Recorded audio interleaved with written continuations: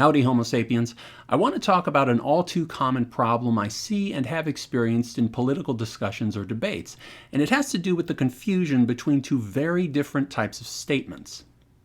A quick primer on critical thinking for those who don't know. In critical thinking, when you make a statement about something that you're asserting to be true, it is called a claim. There are two main categories of claims: a what is claim and a what ought to be claim. Descriptive claims are about what is true.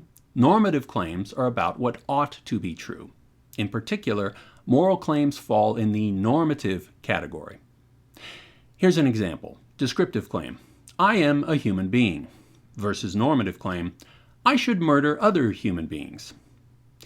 The first claim, the descriptive claim, is either true or false. It can't be moral or immoral. The second claim, which is a moral value claim, can be moral or immoral. If someone were morally offended by the I am a human claim, that reaction wouldn't make sense because the statement is objectively true or false. There is no moral value in it.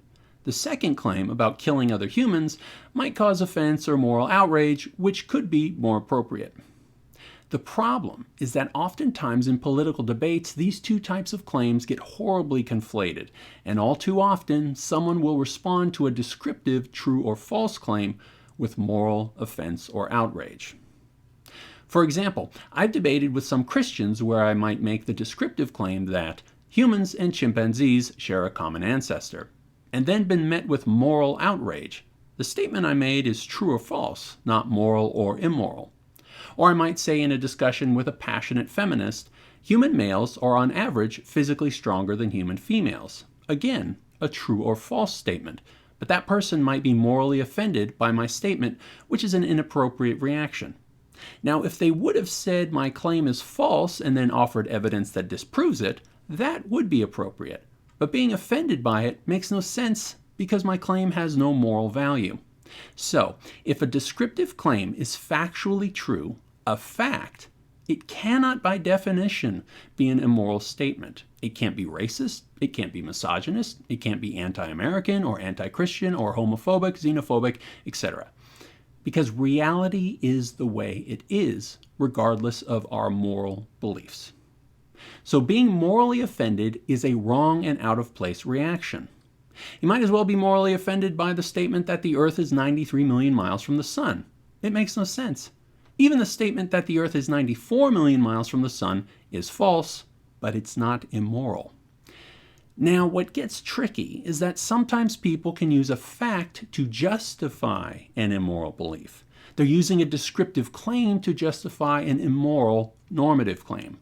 For instance, and please bear with me, the descriptive claim that Black Americans are overrepresented among the prison population is true. However, that can lead to two very different normative claims, basically either a non-racist or a racist normative claim. You could explain the fact by descriptive claims, citing poverty, socioeconomics, systemic racism, or whatever. Or you could explain this fact by a more racist normative claim that Black people are just bad people. See the difference? The descriptive claim is on its face true, but the normative claim following it can be immoral. In this case, though, to people who have strong beliefs about social justice, they might get offended by the initial descriptive claim, and it's likely because they are anticipating what they would consider an immoral claim that explains it. Someone using a fact to justify racism. But again, if only the descriptive claim is stated, offense is the wrong reaction. But let's flip it. The claim that white men are overrepresented among mass shooters is a descriptive claim, and it is an empirical fact.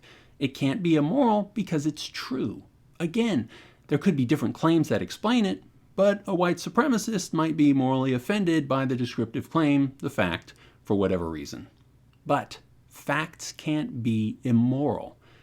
One of the weakest things you can do in a debate or a discussion is to deny an empirical fact just because you're suspicious of the fact being used as evidence to justify an immoral belief.